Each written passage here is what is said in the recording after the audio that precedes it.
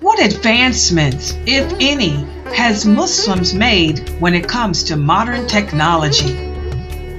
Did we invent the robot? Did Muslims have anything to do with modern technology at all? What about mathematics? Did we make any advancements in mathematics? How about the automobile? Well, many Muslims ask questions such as these all the time. What advancements, if any, have we made when it comes to modern technology? Well, join Sunnah followers every Friday at 6 p.m. Eastern as Brother Mohamed Zurgana speaks about the architectural blueprint of the modern era. Join us. You do not want to miss this program.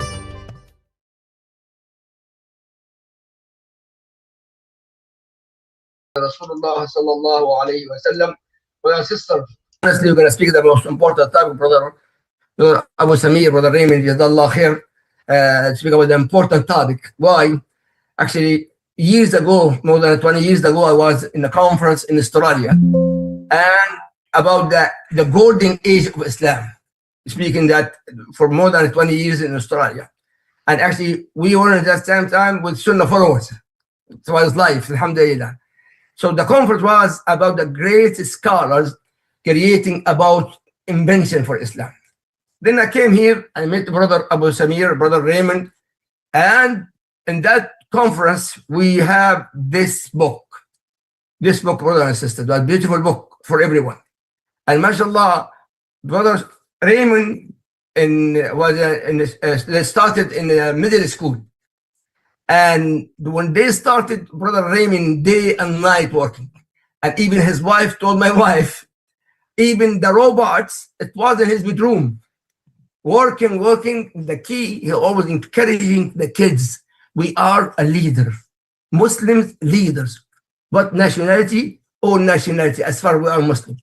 And mashallah, then I spoke to Raymond to share this knowledge we have about the robot, about the invention of Islam, the golden age of Islam, inshallah. And Jazakallah khair, we'll start, inshallah. Bismillah. Bismillah, alhamdulillah, wa salatu wa salam, Rasulullah. Assalamu alaikum wa rahmatullahi wa barakatuhu to everyone. It's a great pleasure to be here.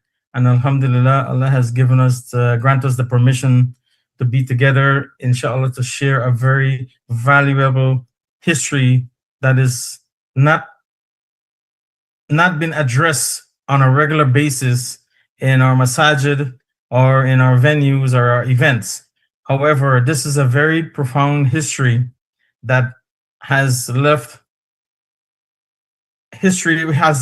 a profound influence on our modern age. So a little bit about myself. I want to give a little background of myself, who I am. My full name is Mohamed Raymond Peter Zurgana.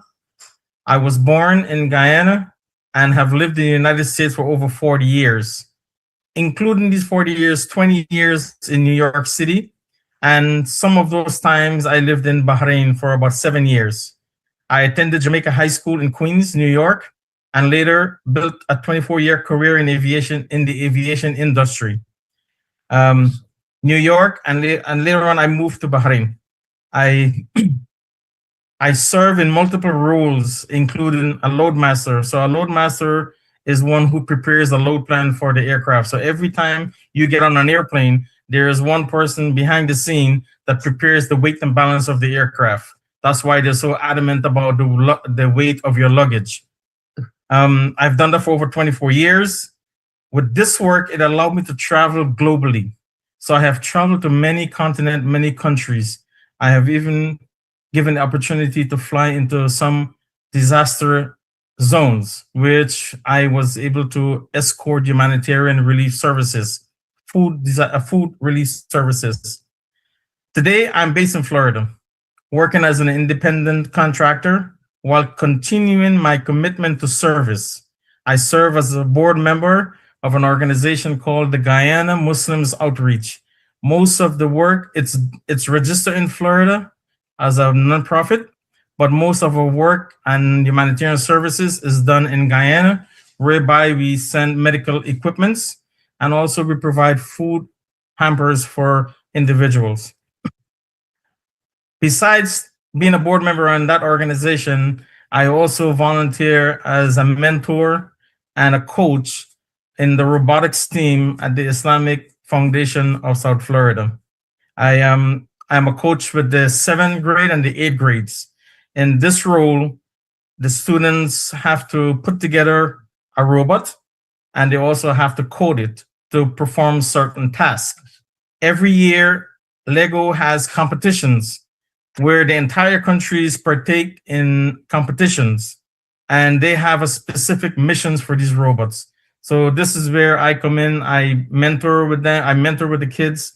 I coach them, and we work together in completing this task. My purpose of speaking about the Islamic Golden Age today, and we will do this on a regular basis because we will not do all of them in one session, is to reconnect our communities with rich intellectual heritage, knowledge that shaped the foundation of our modern science and learning, but has often been overlooked, renamed, or forgotten. Our goal is to motivate and educate others so we can reclaim that legacy and inspire a renewed purpose of knowledge. Now, while we're doing this, while we're acquiring this knowledge, it is not to do it in a way that it makes you an arrogant, or we want to take back as let's say, take back what was done or left by the Muslims. Knowledge seeking should make us a humble person, because knowledge is from Allah. It's an amana from Allah. It is not my doing, not your doing. Whatever you have acquired, whether you have acquired a master's degree or a PhD, at the end of the day, we have to acknowledge that these things are not granted to us because of our own doings.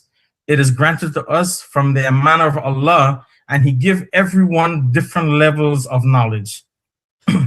So what I'm going to do is I'm going to speak, before we go into the blueprints of what was left. So what we're speaking about is, give me 1 minute, let me, okay. So what we're going to be talking about is the architectural blueprint of the modern era. What was left for us to be in this state that we are in now? As you know, that there are so many effects of things that we're encountering every day. You know, we get up in the morning and we grab a cup of coffee, and then we grab our phone, our tablets, our computers, and we're reading through the news. But before that, whoever wears glasses like I am doing, we put on a pair of glasses to enable us to see, properly.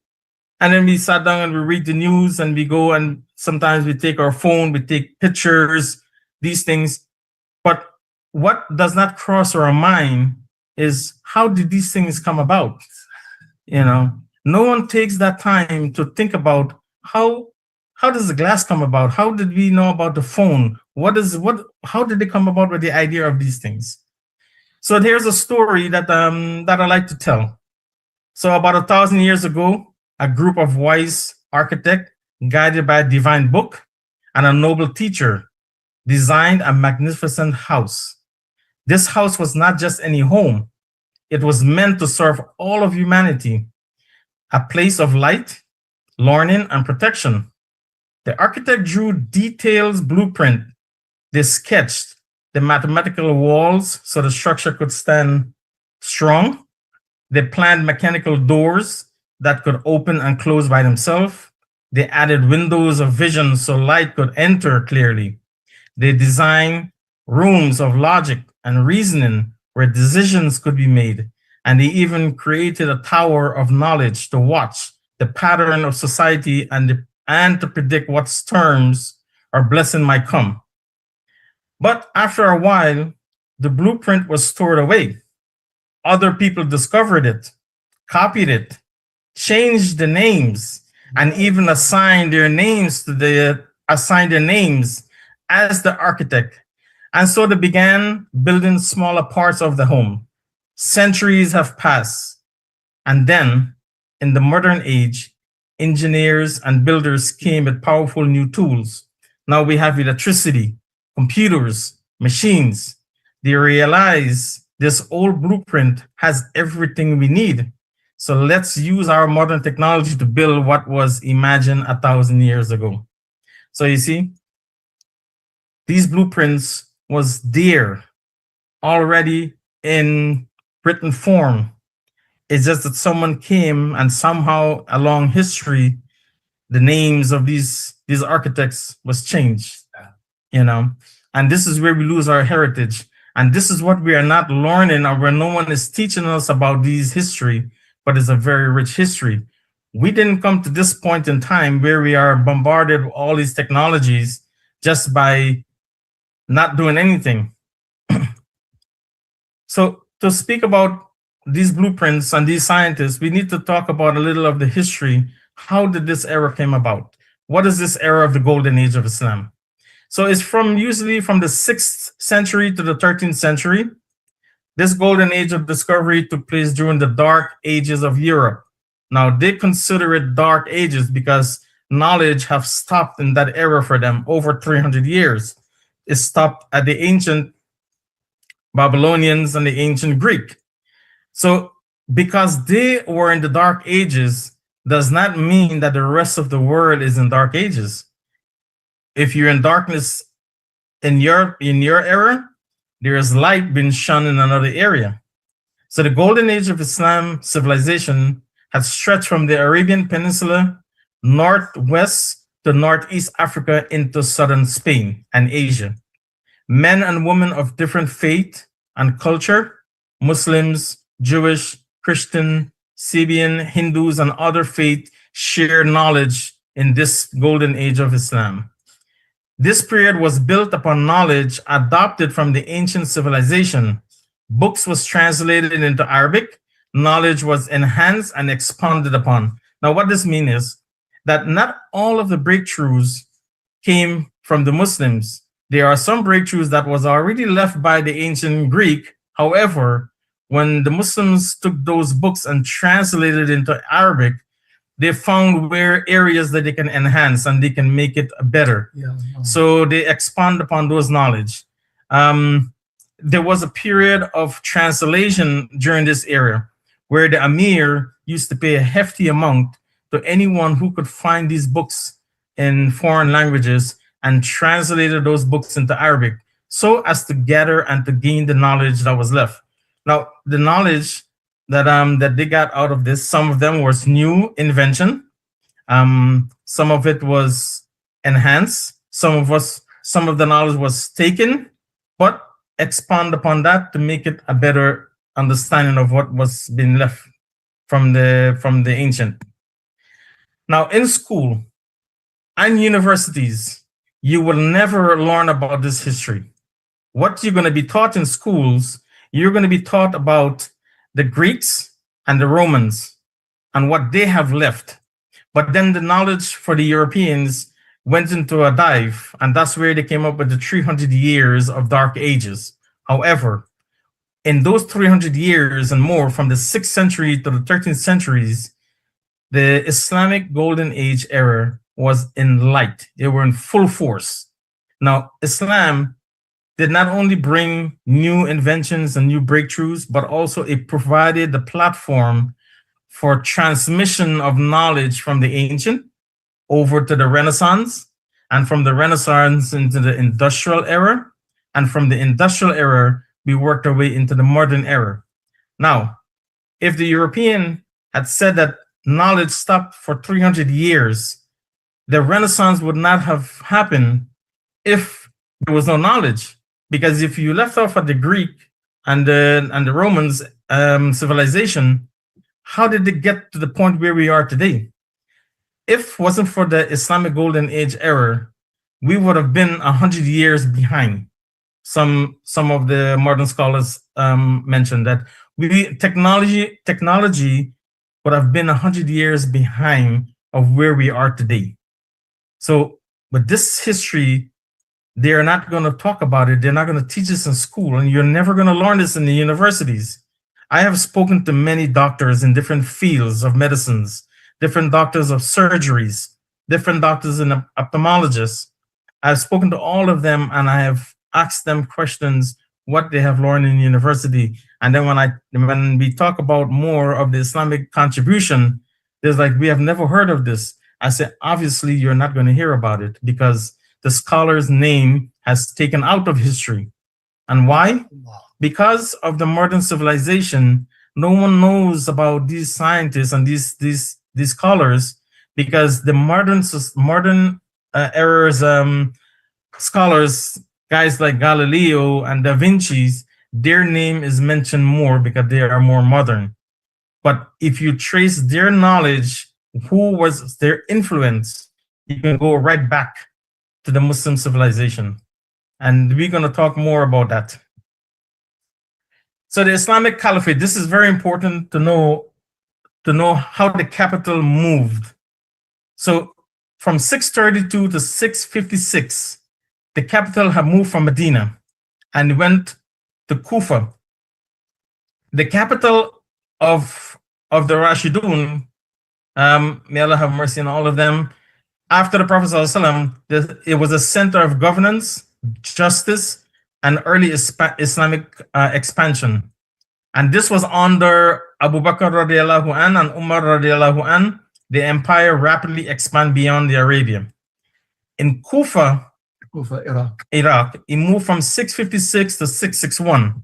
And this is where Ali ibn Abi Talib radiallahu an moved the administrative center from Medina into Kufa. And this is where the first fitna started. Chosen because it was closer to the military base in Iraq and Persia. Medina remained a spiritual important, but political control shift eastwards. Then it moved from Kufa to Damascus, Syria, in 661 to 750 by the Umayyad Caliphate. They established Damascus as the capital, first major imperial style capital of Islam, and they centralized the administration, taxation, military expansion into North Africa, Spain, and Central Asia. Now, here's the period that we are going to be discussing most of the time. This is in Baghdad from the year 750 to 1258. This was moved by the Abbasid Caliphate. Built by the Abbasid as a planned capital, a wrong city design. Now, they designed the city in a wrong shape because of security. They had minimal entrance into the city, and this was mostly for security purpose. That error became the intellectual heart of the Islamic Golden Age. Homes of scholars, translators, engineers, and intuition like the Bait al-Hikmah, which is the house of wisdom. Now, why is this house very important? This house is where scholars from different areas, different countries or different era used to gather at Bait al-Hikmah, and they used to exchange knowledge from one another. So the Hindus will be there, the Chinese will be there, the Arabs, the Muslims will be there. The Hindus, everybody, they will all converge to one place and they will exchange knowledge. So knowledge used to be a normal thing back then, and then you had the translation of the books and everything was getting done here. 969 and onwards, the capital moved to Cairo. And this is where the Fatimids became, and later the Mamluks, they became the dominant. It became a rival Islamic capital in the West, major center of learning like Al-Azhar University established under the Fatimids, continue as the power center under later dynasties. Then after that, the capital was moved again to Cordoba, southern Spain, by the Umayyads of Andalusia. Western Umayyads Caliphate, capital in Islamic Spain, one of the most advanced cities in Europe at the time, known for science, psychology, medicine, and architecture. From there, the capital was moved again, 1453 and onwards by the Ottomans Caliphate. They became the capital after the Ottomans' conquest of Constantinople. renamed Istanbul and transferred into a global imperial center. Last major capital of a widely recognized caliphate system. After that, there was no more caliphate. This caliphate system was demolished after World War I, where the British and the French and one of the Muslims from the Arabian Peninsula came together and they demolished this last caliphate. So that was the end of the Islamic Caliphate, and that's when now individualism was given to everyone. Borders was drawn, line was drawn, division was drawn, was given to the people, flag was given to them. So they all became they became like rivals to each other. There was no more peace under one unity. There was divisions among the Muslims, and we are feeling the same brunt to our day. That this division caused, separation of families, and unfortunately, we are where we are now in this system. Now, there is Surah Alaq. Surah Alaq, this is the first word that was uttered to the Prophet ﷺ, seeing that he was an unlettered prophet and he didn't know how to read nor write. So when Jibreel alayhi salam came to him, this was the surah that came to him. He said to him, read, okay? And read in the name of your Lord who created. He created man from a clot. Read, and your Lord is the most honorable, who taught by the pen and taught men he knew not. And the Prophet ﷺ mentioned that whoever follows a path in pursuit of knowledge, Allah makes his way easy to paradise. The Quran repeatedly called upon people of intellect, understanding, and reflection to ponder over the signs of Allah in creation, revelation, and within themselves. This shows that Islam encourages reasoning, reflection, and the pursuit of knowledge as an act of worship. Okay, so anytime we are seeking knowledge, we're always learning something new, and this is how our soul, of the fitrah of the soul, is. It's always hungry for knowledge. It's always hungry for wanting. Is wanting to know. Is always seeking knowledge. You look on the signs of Allah. You're always looking to see, why is this happening? And why am I exposed to this? And Allah said in the Quran and many surahs, He said, look upon the signs. Okay, yeah. Look upon the signs, ponder on them, dissect them, go into it, and in them you will find benefits that will benefit your life in dunya. And this is the what we call, when we're going to speak about the algorithm. Okay. This algorithm was already set when Allah said kun fayakun. There is no in between kun fayakun. There is no in between that. Allah subhanahu wa ta'ala mentioned kun and fayakun, and everything that existed came into existence before it existed. Okay? So when we ask the question now, where am I in this part? Why am I here? Number one, we are here to worship Allah. And worshiping Allah does not mean only praying our salah. Worshiping Allah in our life is everything that we do on our daily basis. Everything that we conduct in our daily life is a worship to Allah. Okay? We eat our food, we worship Allah. We drive our car, we worship Allah. We go to work. Those examples, everything that we do, we are worshiping Allah in that way. The trees worship Allah, the birds worship Allah, the oceans worship Allah. So we ask the question, where am I? What am I, or where am I? Why am I here? And where do I fit in this whole grand scheme when Allah said kun fayakun? What is my purpose here? Okay. And now, as we are placed in this dunya, our purpose now, we are seeking where we're going. We are heading back to where we came from. Okay, we're not from here. And if you say that I'm from Palestine, or I'm from Guyana, or I'm from India, or this part, that's not the right acknowledgement.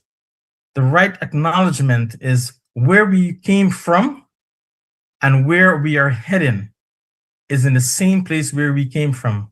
Yes, we can say we came from Allah and to Him is our return, which is true.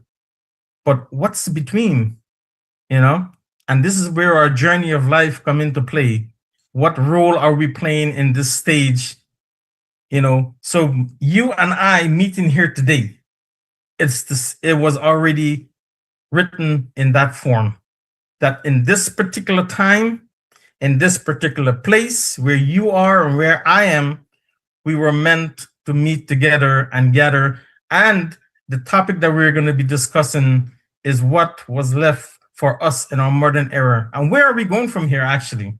I mean, if you sit back and you think about it and you look at it, we are so advanced in technology. There's so much that's around us. One would want to think, well, what else? What else can we come up with as a human civilization that will take us, and where are we going with it?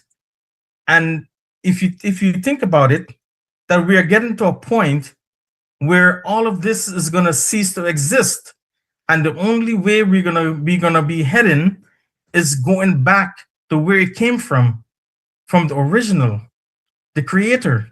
We will have to go back to him, because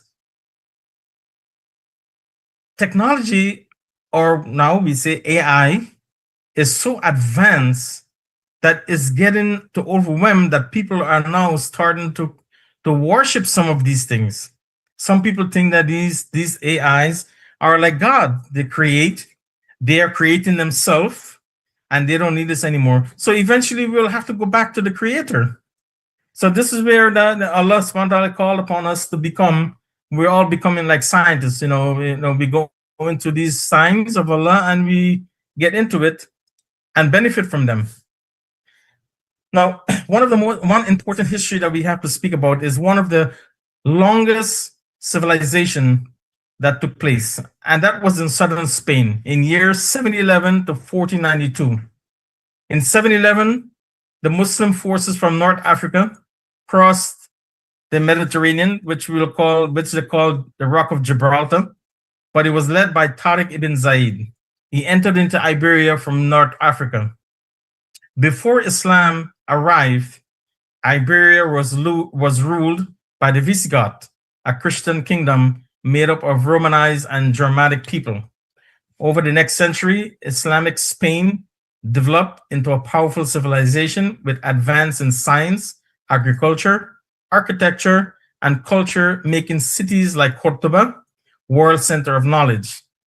The legacy of the Nasrid remains in architect, science, language, culture, and exchange that shaped both Europe and the Islamic world. In 1232, Muhammad Ibn al-Amr founded the Nasrid dynasty in Granada.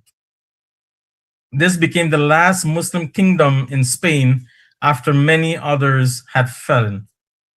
The Nasrid built the Alhambra, a palace of fortress that reflects advanced Islamic geometry, engineering, and artistic design, symbolizing the culture peak. In 1492, Granada fell to Ferdinand and Isabella, ending the Muslims' political rule in Spain after nearly 800 years. The Nasrid dynasty represents the final chapter of Islamic rule in Spain, lasting from 1232 to 1492, centered in Granada. Now, who knows what happened in 1492? 1492 was that guy that called Christopher Columbus that decided to get on a ship heading east, but he ended up in the west. Now, how did he end up in there? On those journeys, there was Muslims, Jewish sailors that knew that he was sailing in the wrong direction, but did not say anything to him. And when he went and he landed in the west, the people that came out to meet with him, he called them Indians. So that's how that stigma of the name Indian left upon the indigenous people. Native American. Yes, the Native American. Yes, he called them Indians, and that name was stuck with the indigenous people. So now we'll ask the question: who were they? Who are these people that left the blueprint? And what are the blueprints which still influence us today? So we'll talk about we'll discuss this first scientist, and then next week we'll go on to another, and then so forth and so on. So we don't overwhelm ourselves with the knowledge breakthrough. Every Friday 6 o'clock. Every Friday 6 o'clock we'll discuss one of these breakthroughs. So the first one I'm going to discuss is Al-Khwarizmi. So in your home, through every computers, smartphones, tablets, all the Apples, social media, all the apps, Wi-Fi system, calculators, online banking algorithm, GPS routing, anything that has to do with electronics, it will go back to Muhammad Ibn Musa Al-Khwarizmi. Okay? He was born in Persia, modern-day Uzbekistan, lived in Baghdad, Iraq during the time of when Bait al-Hikmah was in session. Now, what was his contribution? The word itself, his name, because in Europe there is no translation for the two letters ka. So they call his name algorithmic. That was the name they assigned to him. That runs the algorithm are now with over time that name became algorithm. Okay? Really? Yes. So the word algorithm runs every computer today that actually transforms visions of names. The version of the name Muhammad Ibn Musa Al-Khwarizmi, that's his name, but the name algorithm was assigned to his name because there's no translation for the word KH.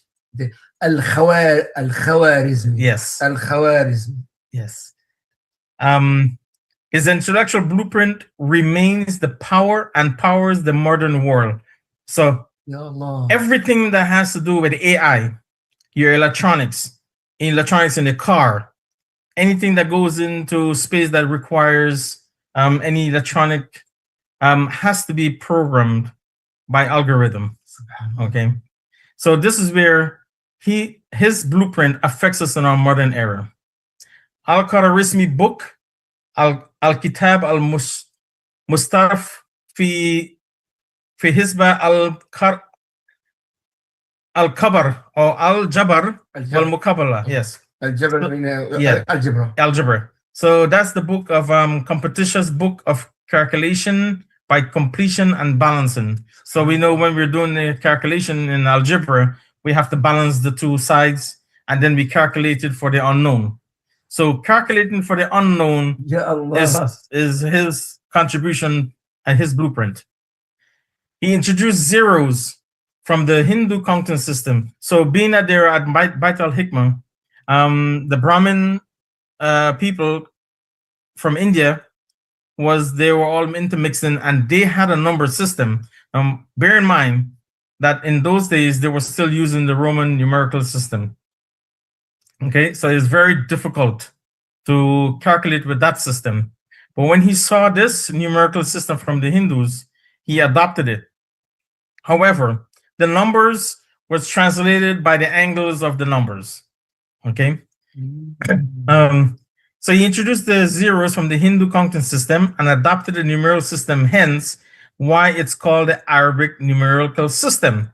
However, in his book, he referred to it as the Hindu numerical system. But being that the Europeans got a hold of his book, they went through a period of translation.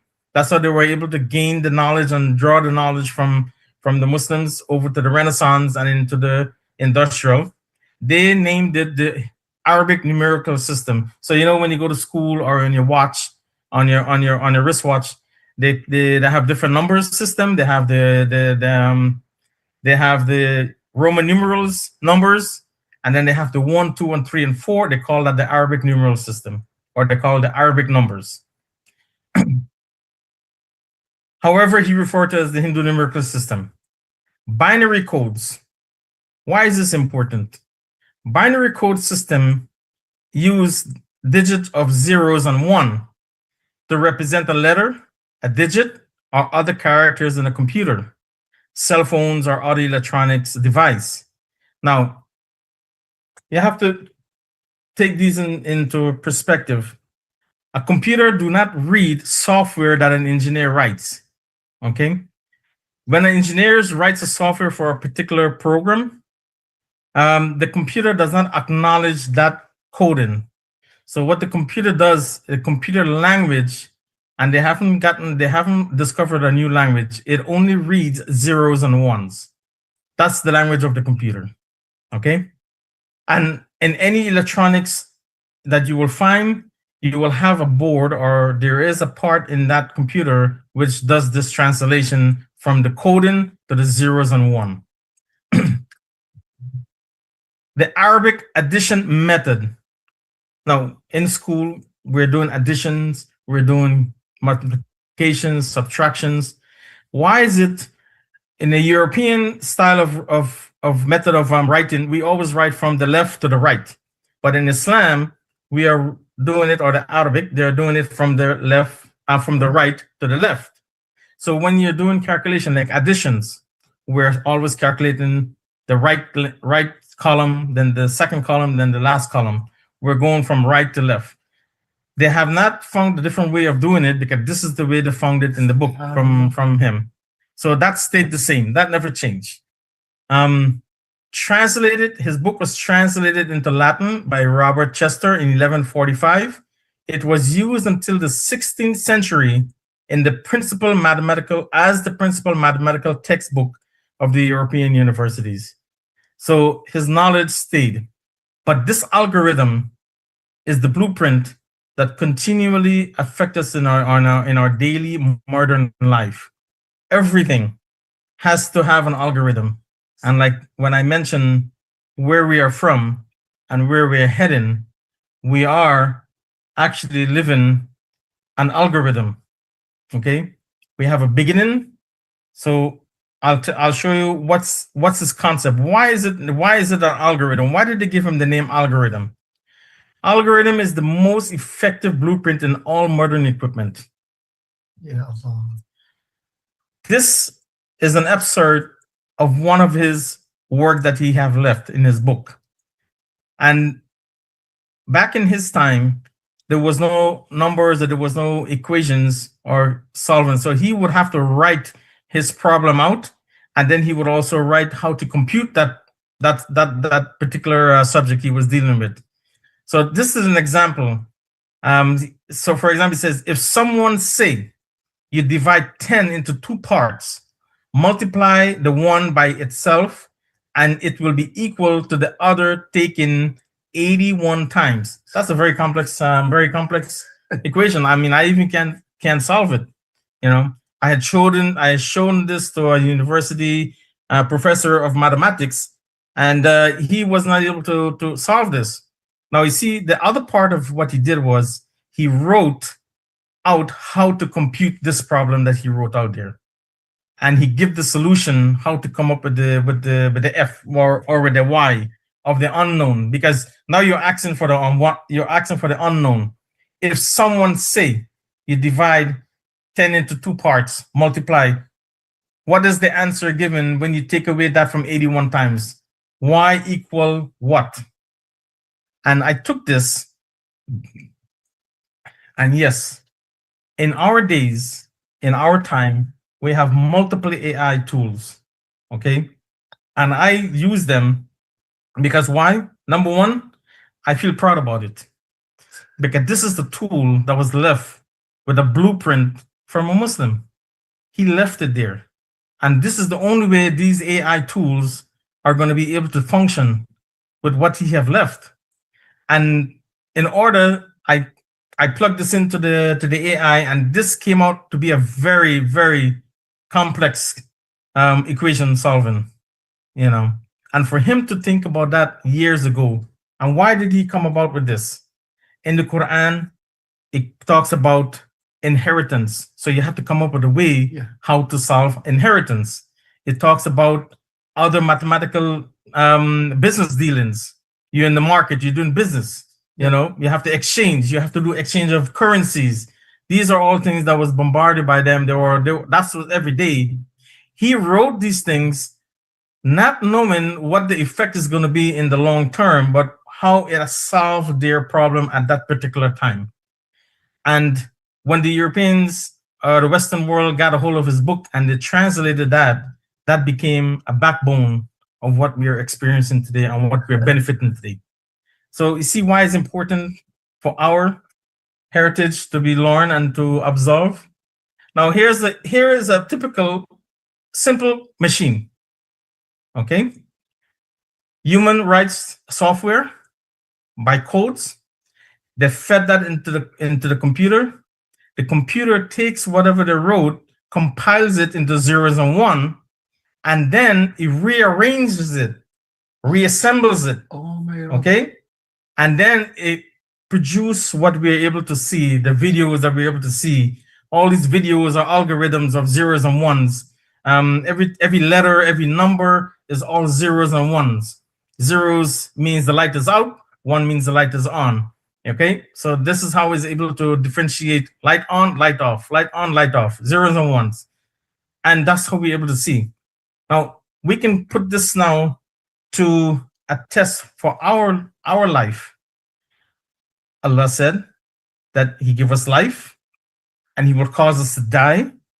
And then he will rise us, he will reassemble us back again and allows us to rise. Yes. Go back to him. Exactly. So you see, this is exactly Surah Baqarah. So this is where you see where the algorithm comes in. We come from one point. Our ultimate goal is to head back to that direction where we came from. But in between that, what takes place in between that? That's the step by step. I want to go to Jannah. That's my ultimate goal, inshallah. But how do I get to Jannah? Okay, how do I get from where I came from the backbone of Adam alayhi salam? Okay, went into that realm of unknown of the souls. We went to the gathering. We did the acknowledgement of Allah. We came into our womb of our mother. Then from mother, we came into the real world. We're going through all of this tests and all of these trials. And why? Because our ultimate goal is to go back to Jannah, inshallah. And may Allah make it easy for all of us to achieve our objective, inshallah. He's optimistic. Jannah. Yeah. And our ultimate goal is to go back there. Sure. Now, why you and I are here, you know, I can say, you know what? I'm no one special. I mean, I'm no one special in anything. You know, I don't have a master degree or a PhD, or I don't have this or I don't have that. However, Allah subhanahu wa ta'ala chose me to be here. Out of 3 trillion, I was the only one that was chosen to be here. So does that make you and I special?